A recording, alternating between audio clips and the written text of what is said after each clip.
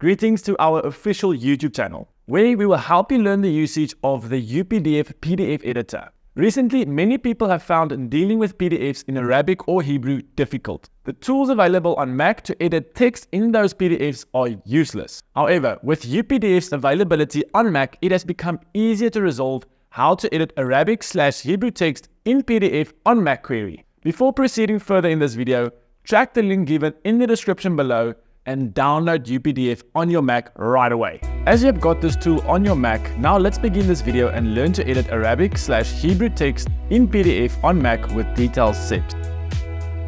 Explore the UPDF tool and double tap to open it. Click the open file and import the PDF written in Arabic or Hebrew text. Simply enter the edit PDF mode by selecting the option from the left side panel. Click the required Arabic or Hebrew text 2 times and make changes to text color, style and size.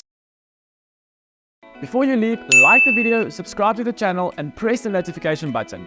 That way you will get a notification for our future updates. And we will see you in another helpful review soon.